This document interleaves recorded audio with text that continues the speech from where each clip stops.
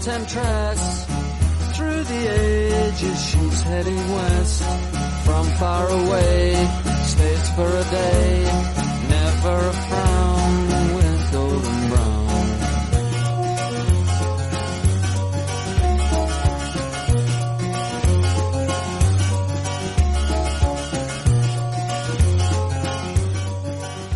Tranche de vie, vagabondage sans prétention dans nos existences.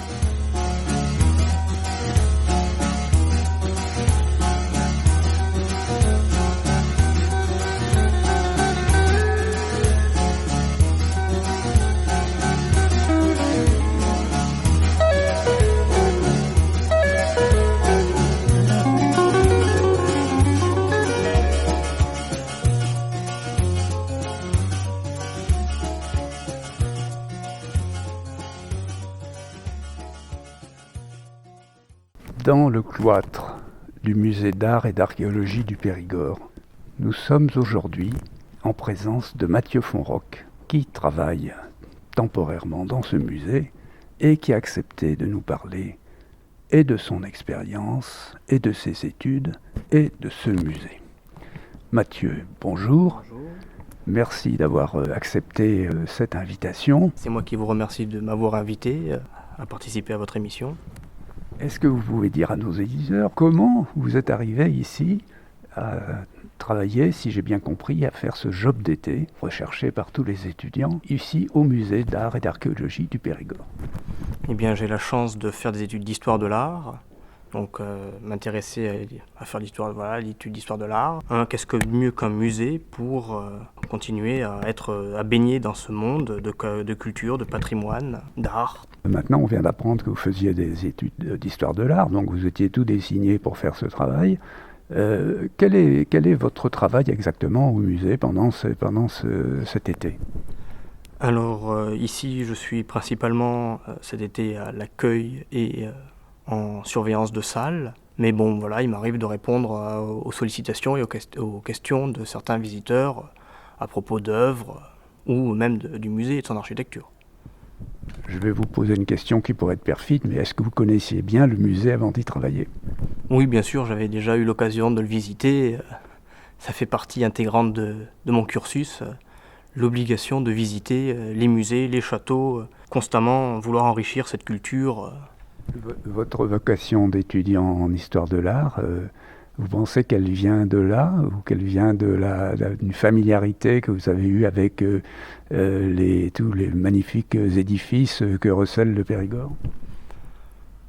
Je pense que j'ai toujours aimé déjà l'histoire. Et l'art, c'est en visitant les musées. Pour l'histoire, on peut le toucher du doigt en visitant les musées.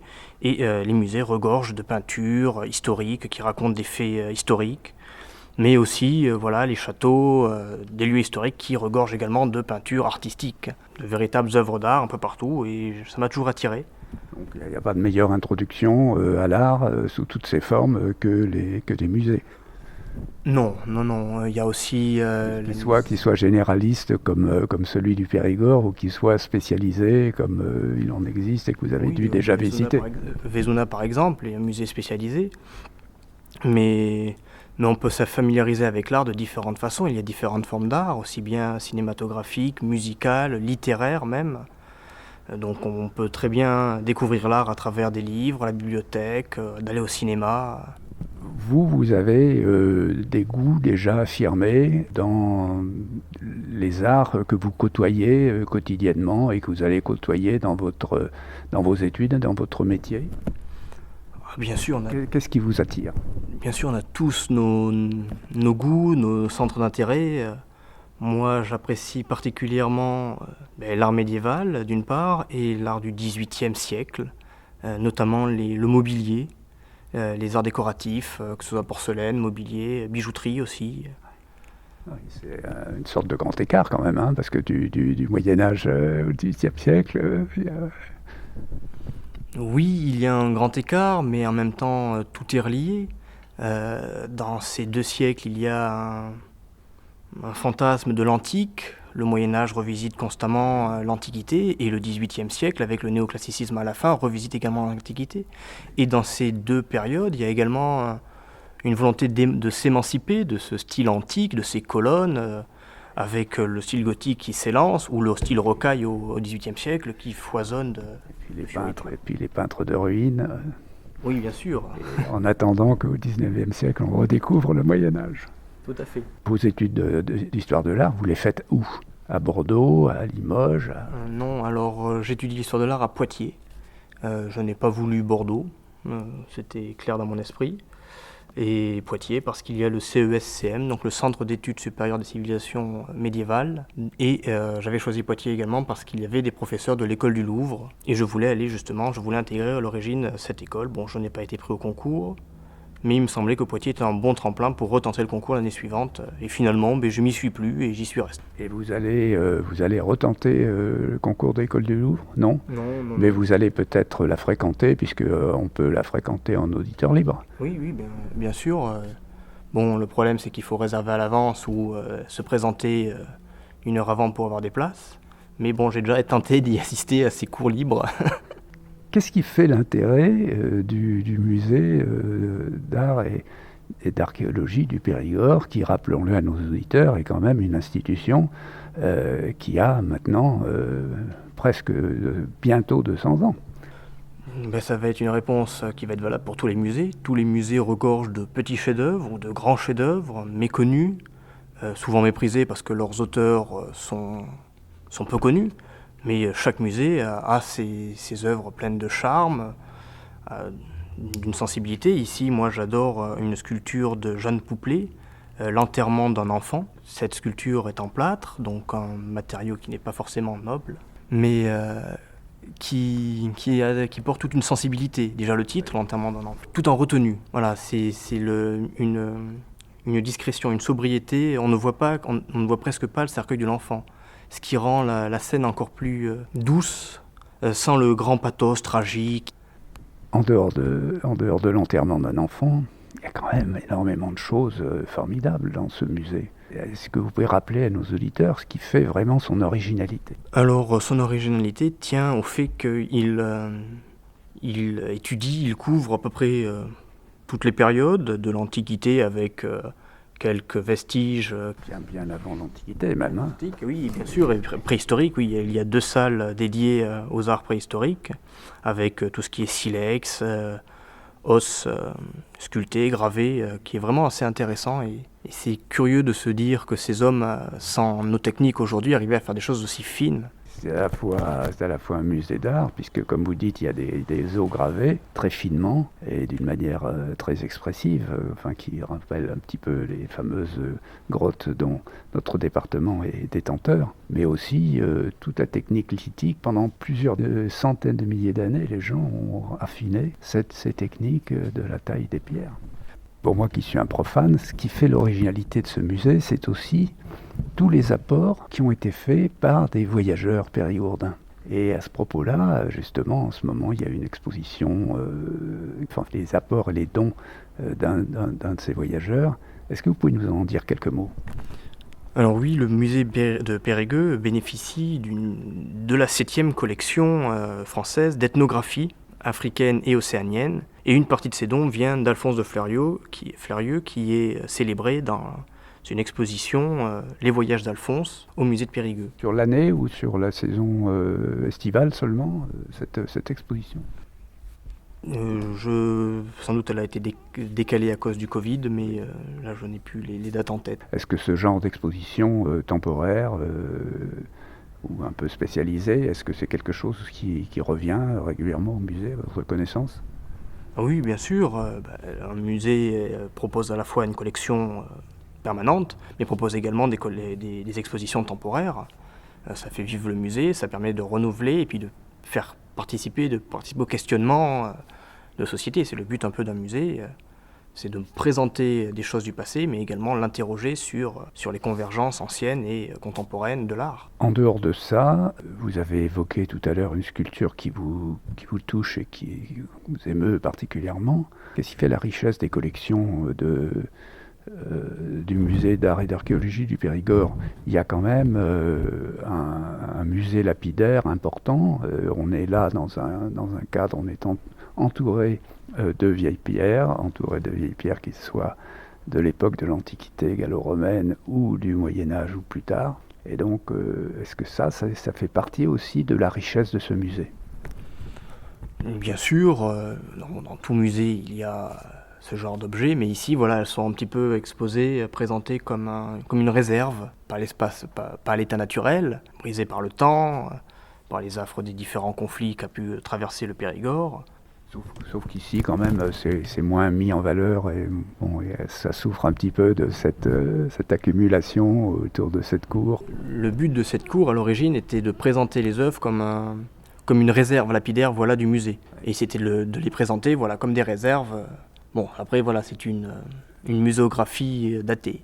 Est-ce que ce musée manque de place, en particulier justement pour cette collection lapidaire? Vous demanderez ça à n'importe quel personnel de musée, tout le monde vous dira que le musée manque de place. On a toujours besoin de plus d'espace pour exposer encore plus de choses, pour présenter encore plus d'objets, plus d'œuvres. Si ça ne tenait qu'à nous, toutes les œuvres qui seraient en réserve seraient exposées partout.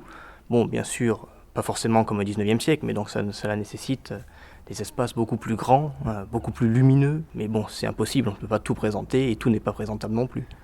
Justement, à propos des peintures et du mobilier, qu'est-ce que vous avez à dire? Quelle remarque avez-vous à faire? Est-ce que là aussi, c'est un secteur une section qui est digne d'intérêt au musée d'art et d'archéologie du Périgord?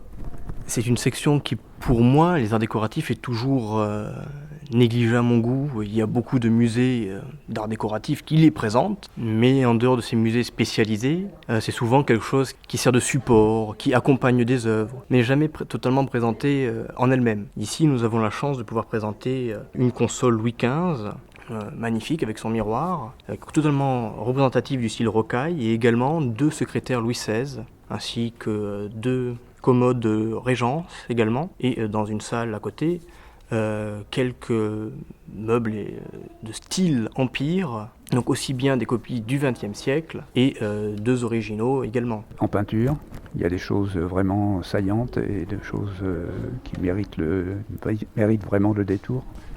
Bien sûr, bon, dans chaque musée, comme je le disais, il y a des œuvres à voir, et ici, le musée, pour moi, une œuvre qui est digne d'intérêt, particulièrement, il faut s'arrêter, regarder l'extraction de la pierre de folie, une œuvre flamande, donc tout à fait curieuse. On y voit une sorte de chirurgien, comme il pouvait s'en faire au XVIIe siècle, au XVIe et XVIIe siècle, qui va pour faire une trépanation d'un fou, soi-disant. L'œuvre est un petit peu critique en même temps de cette pratique qui n'a jamais porté ses fruits. Parce qu'on n'a jamais trouvé la pierre. Oui, bon, la pierre, on la trouve pas. Là, c'est quand on cherche, on trouve toujours quelque chose qui va pas. Mais bon, c'est pas une pratique anodine. La médecine et la chirurgie ne sont pas des pratiques anodines, voilà. Donc c'est une œuvre assez curieuse qu'il faut voir. Du début du XVIIe? Dans mon souvenir, elle est du XVIe ou du début du XVIIe siècle. Mais après, bon, c'est un type d'œuvre qui est assez récurrent dans l'art des écoles du Nord.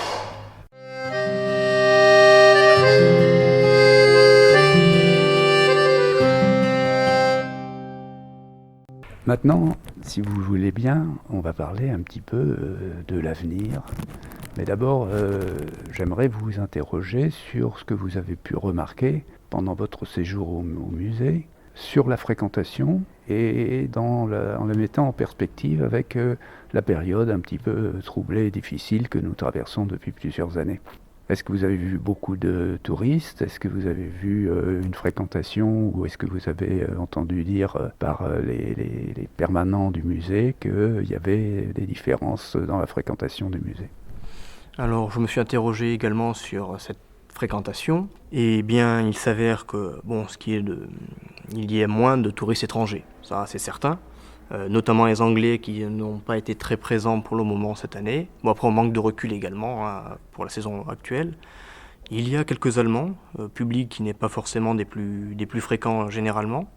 Les Hollandais également. Et on a l'impression, avec l'année dernière, que le public français s'est davantage intéressé. On a davantage de public français et notamment des Charentes et de Gironde.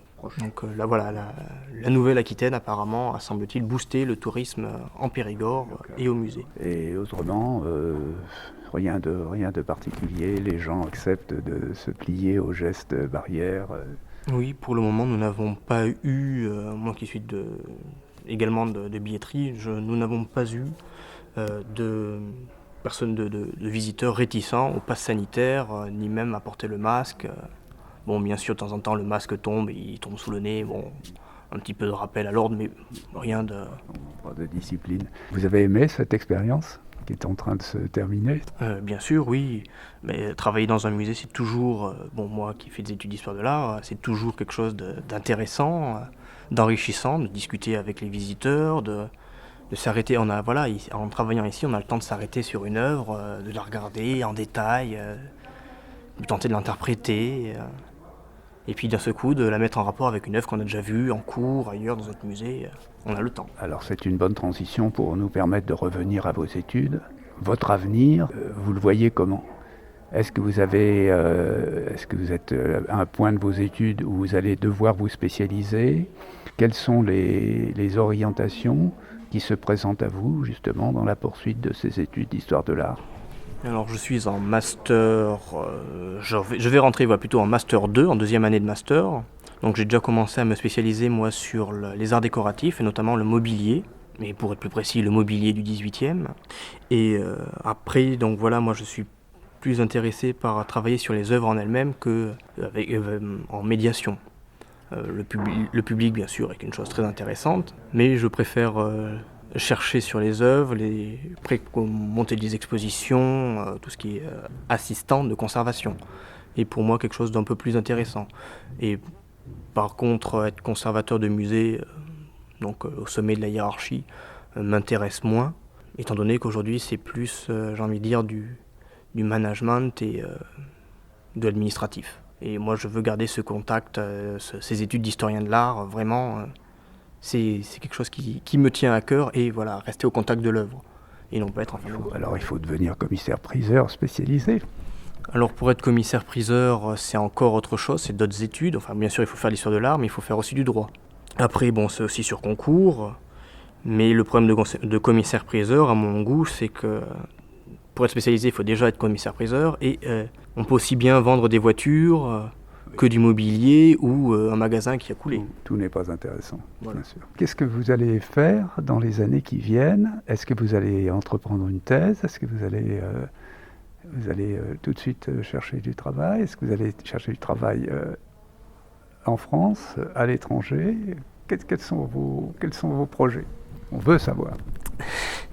Alors moi je souhaite m'arrêter en master et ensuite passer les concours de territoire. Précisez à nos auditeurs ce que vous entendez par concours.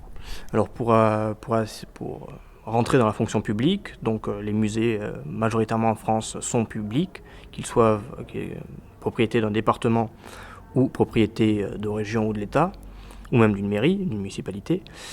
Donc c'est sur concours, le concours territorial majoritairement.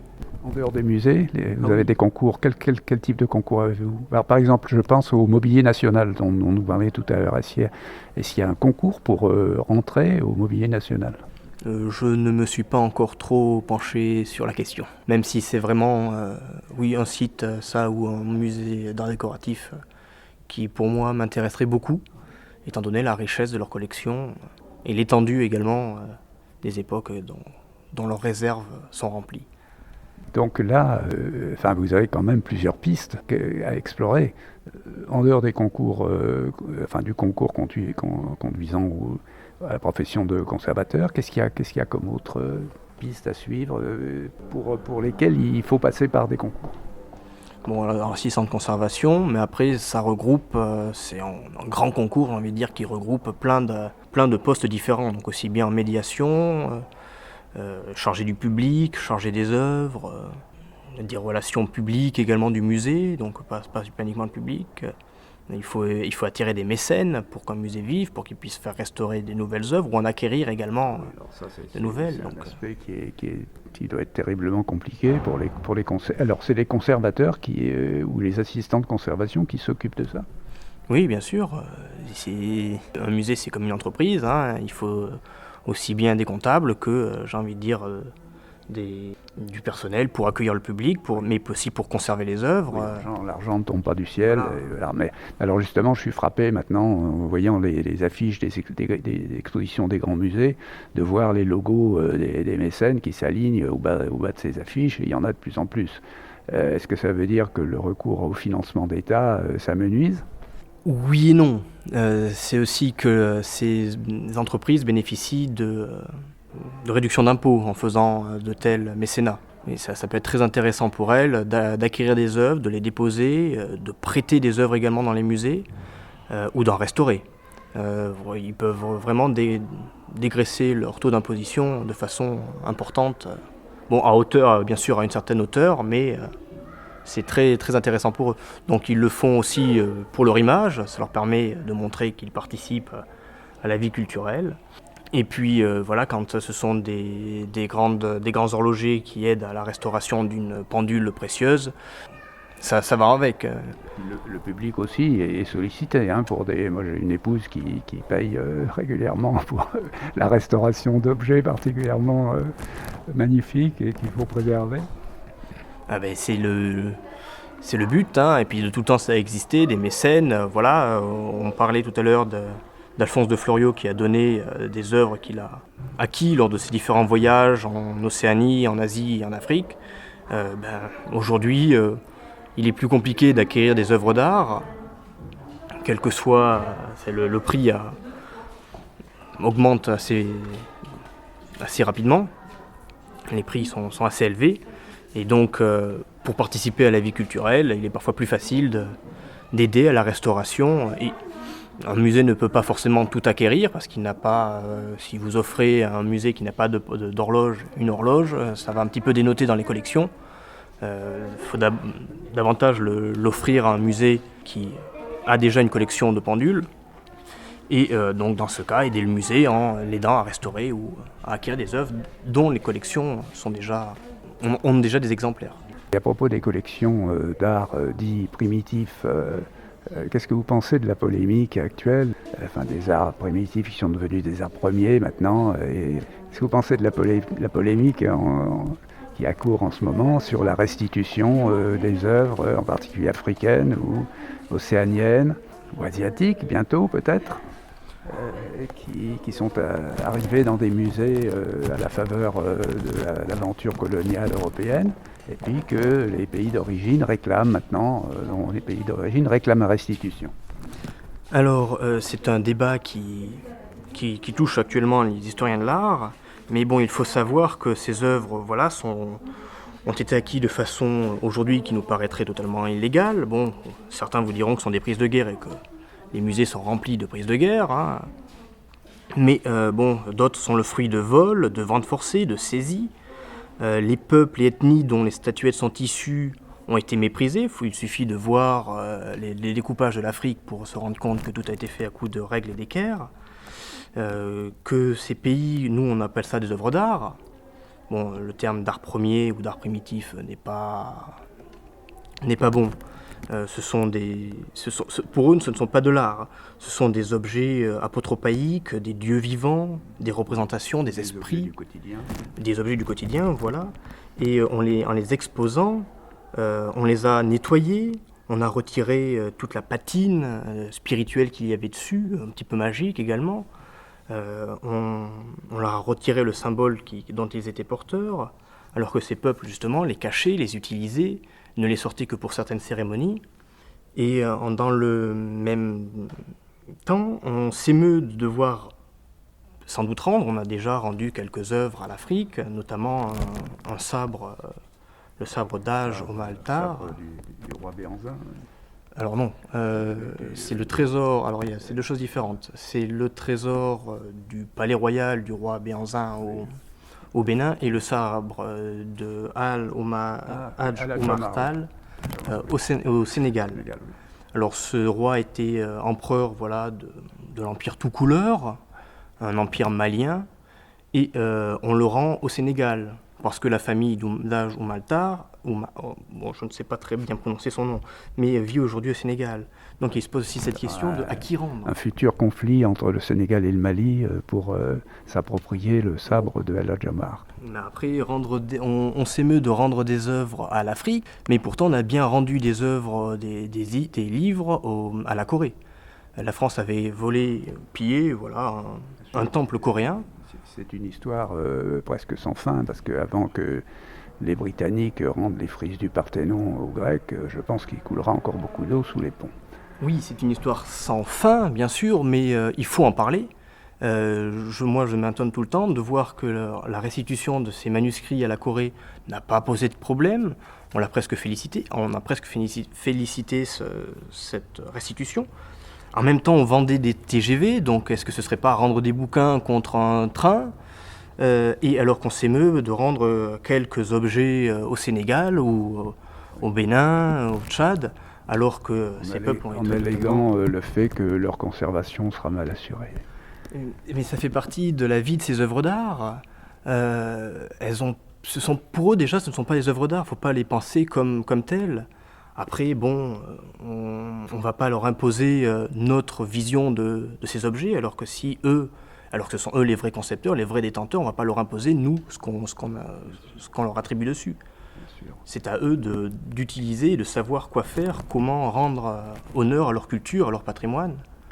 Mathieu, le temps file, et je vous posais la dernière question que je pose rituellement à mes invités. Est-ce qu'il y a une vie après l'histoire de l'art ? Qu'est-ce qui vous passionne en dehors de l'histoire de l'art, en dehors de l'art en général, du mobilier du XVIIIe siècle et du Moyen-Âge en particulier ? Est-ce que vous pratiquez un sport ? Est-ce que vous avez un violon d'Ingres, comme on dit ? Alors bien sûr, moi je vis essentiellement pour la culture, par la culture, sous toutes ses formes qu'elles soient. Je vais aussi bien au cinéma, au théâtre qu'au concert et au musée.